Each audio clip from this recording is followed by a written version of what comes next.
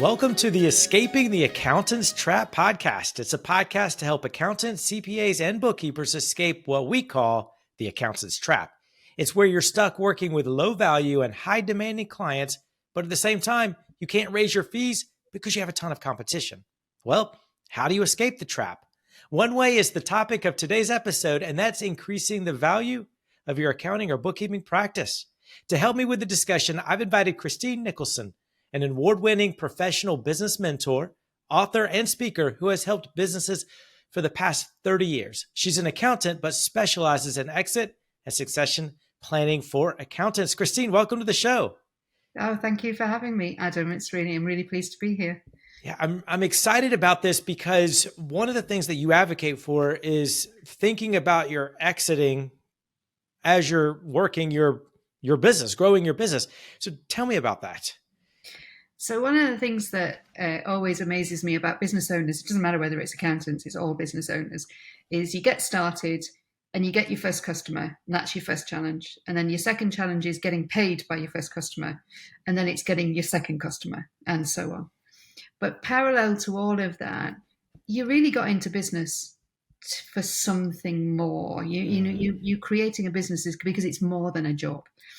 And you spend all this time building value in the business without actually ever taking time to look at what that value is.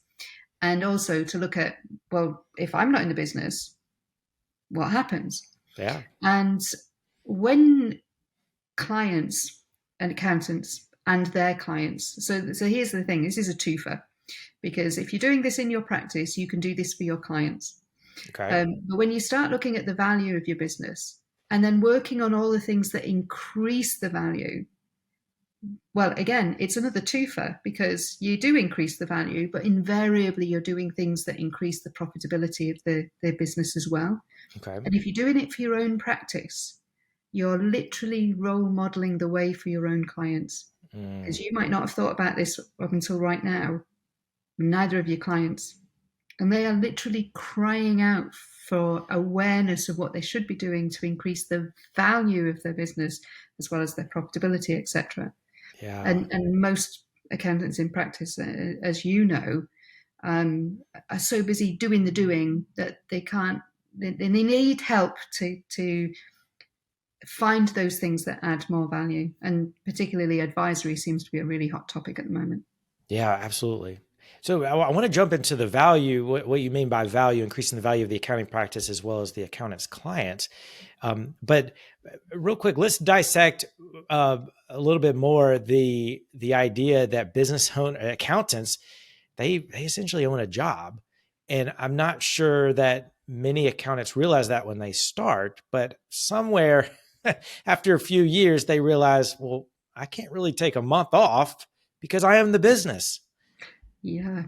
And that's a real key weakness of a lot of businesses. Even if you've got staff, if you're the single point of failure, if you're the decision maker, if everything ceases if you're not there, then you have really got a job with a overhead burden rather than a business. And people often think, like I've done it myself. I've set up my own businesses in the past, and when I work with a team now, it's really easy to think nobody can do it like me. And you know, in some cases that might be true. I have to say, in accounting, it ain't like that because there's plenty of accountants out there. Yeah. But it's easy to think, oh, nobody can do it like me, and nobody cares enough about it other than me. Well, if you start delegating some of those tasks and making yourself dispensable, your business will be worth more. And the biggest thing I hear this, I'm never leaving my business. Well, I'd like to know what you've got that's going to create immortality, because I'll happily sell that. Absolutely. So you will leave your business one day. And isn't it a heartbreaking tragedy if you spend years building up your practice only for you to then start saying, well, actually, what I'm going to do is I'm going to let my practice drift away so that I can retire? It's like, you've spent all that. It takes so much energy to get there. Yeah. That building in a little resilience building in a team that can actually make decisions because you've set the parameters, and building in processes, and actually engaging with your clients in more than just compliance work. I could spend hours talking about this, Yeah. but as Same here. accountants, as accountants, you've all got it. It's just getting your head out of the day to day Yeah. and spending just a little bit of time. Sorry, I didn't realize my laptop wasn't plugged into power. This sucks power. But yeah, just spending a little bit of time, and it doesn't take an awful lot on that your exit value and your ability to leave a legacy and let other people run your business for you, so that you can act like a shareholder at some point and just get the dividends, which will be paying you for all the hard work that you put in building the thing in the first place. Yeah. I mean, fundamentally, your practice is a business. Most accountants don't do it as a hobby. Your clients are operating in exactly the same way. They're operating a business. It's invariably not a hobby. And you've got to start treating your business as a legal entity that is going to provide value for you. Yeah. Clients, for most of your clients as an accounting practice, most of them will be using their business as a form of their pension provision. It will be going either into their pension fund, or I think in the US you call it your 401k, whatever it is, it's going to fund their retirement. And they have no idea, and they've made no plans on how to unlock all of that money to enable them to retire.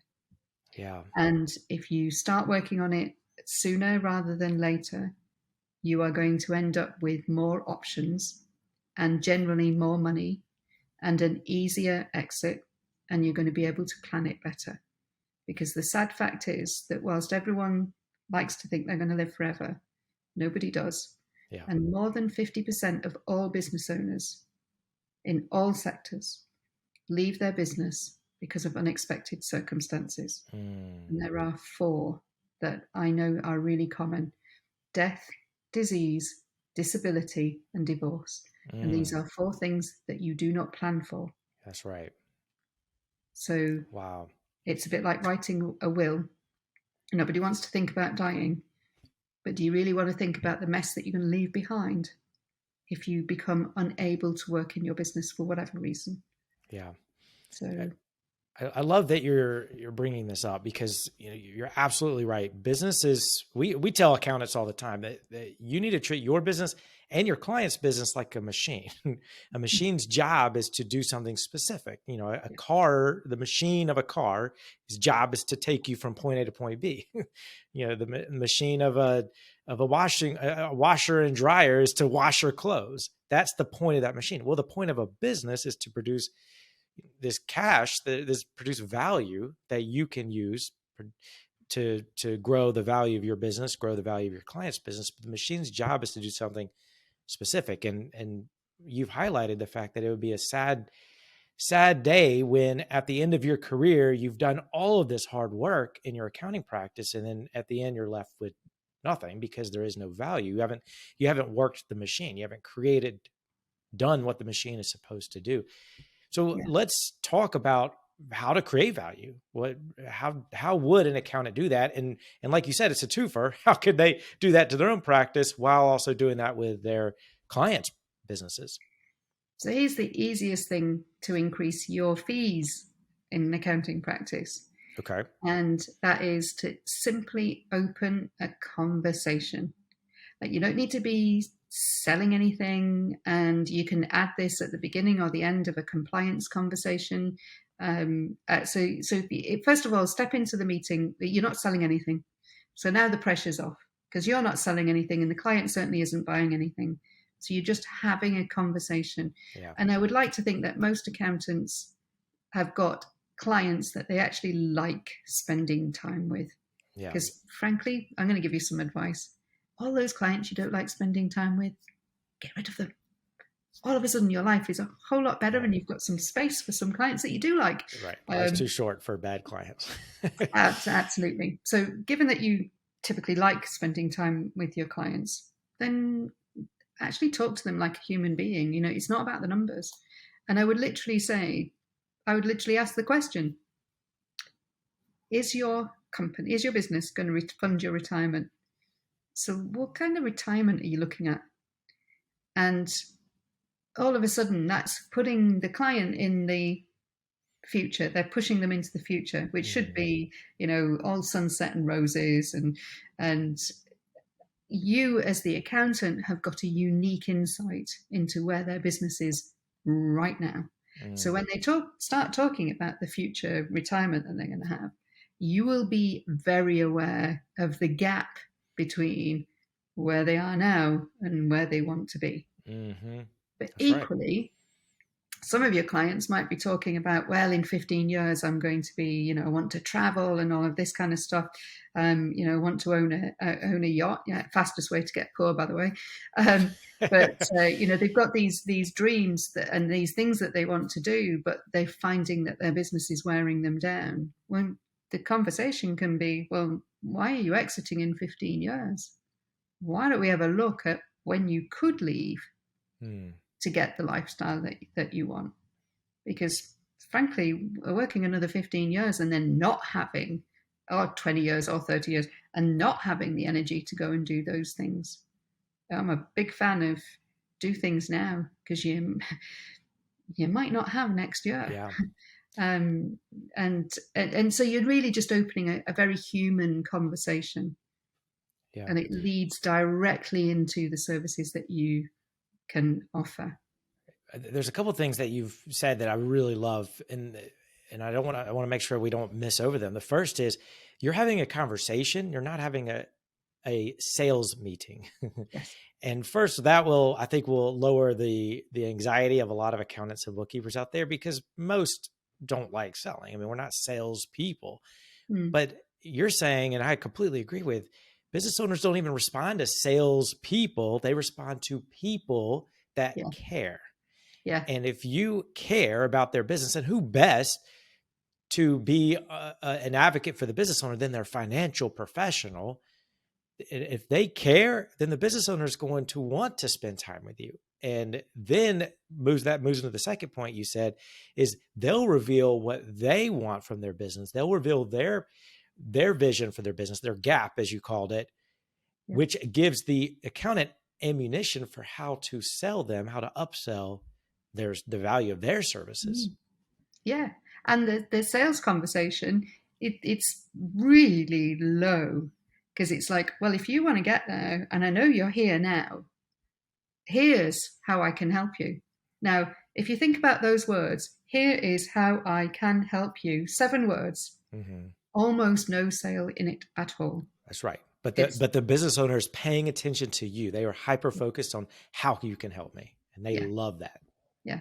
And as the accountant, you might not know the full journey of an exit. I've been through hundreds, so I know all the tweaks and ins and outs. And actually, I still don't know everything. And still, every new one still surprises me in some way. But you don't need to know the full gambit of the journey. But what you do need to know is just some of the essentials that will get your client doing the basics, that will build that platform of resilience into their business.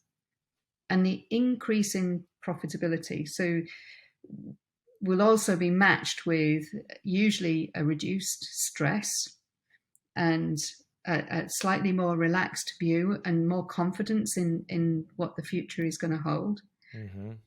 They'll start looking at things that they should be looking at rather than being dragged into the minutiae. They'll start thinking about, what can I delegate so that I've got the brain space to think about this stuff?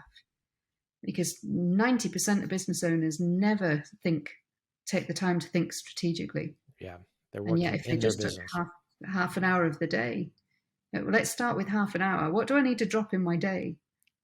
Because there's really only 3 jobs that you have as a business owner: getting and keeping customers, staying legal, and finding ways of getting and keeping customers or staying legal more efficiently and more effectively. That's it. Those are the 3 jobs. And most of the time you are spending it literally looking at your feet, looking at the next step of the business. When actually the job of a business owner is to raise their eyes onto the horizon. And the job of the accountant is to help the business owner just take that move up. And if you're doing it yourself, if you say, well, this is what I'm doing in my practice, you're literally role modeling the way. Yeah. And if you can do that in your own practice, that is going to increase the value of your accounting practice, which will allow you to have a asset, have that machine at the end of the, when you're ready to retire or ready to move on to something else, you have something that's valuable that can be sold, because people buy businesses based on the amount of cash flow that they produce, that's the job of the machine, is to produce cash. So if your machine's producing more cash than another machine, it's more valuable. And what you're saying is that most accountants' machines are not really valuable at the end of when they're ready to retire. All comes down to one word: leverage. Leverage. Get someone else who's cheaper than you, because as a business owner, you're £10,000 an hour work.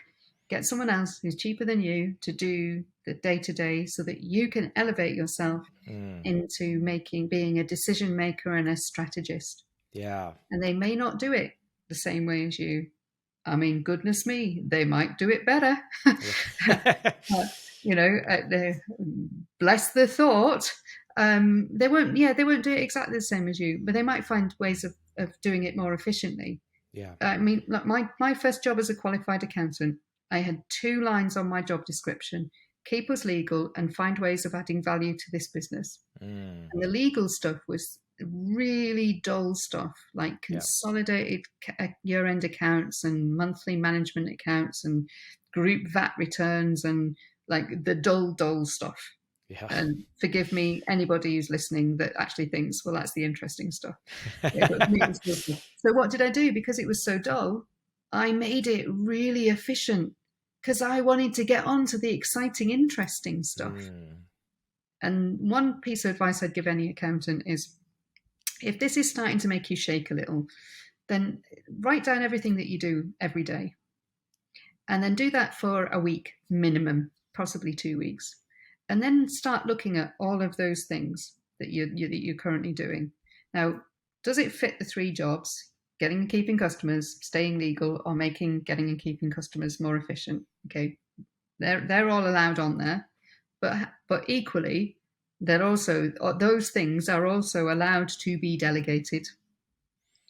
And then if there's nothing on your things to do, the things that you've done in the last week that is in any way long-term planning or strategic planning or actually thinking about the future, then think about how you can carve, okay, let's just make it an hour 3 times a week to just think. And then once you start thinking, then you'll actually see opportunity. And then actually this getting and keeping customers, which is basically sales and service delivery, can be done with a conversation. Not I love that. Phoning up going, can I sell you stuff? Nobody wants to hear, I want to sell you stuff. Right. What they do want to hear is, I really care about you. Why don't we have a conversation about what's going on with you at the moment? And by selling, ideally placed to do that. Absolutely. And by selling these higher value services, which will allow you to charge more, which means that you will be transforming yourself from owning a low paying, stressful job to owning a business that has value. Yes. Yeah. Yeah, absolutely. I think this is a great conversation. And I think a lot of this conversation will appeal to a lot of accountants and bookkeepers who own their firm, who feel like they are the business. They are the job. If they take 2 weeks off, a weekend off, or even a day off, their business just struggles. And they want help on creating a valuable firm that can be sold one day. Yeah. And sold for more than just the revenue line. Because I know that's the pattern, is that there's a lot of consolidation going on where practices are being sold for between 0.8 and 0.25 of the revenue line.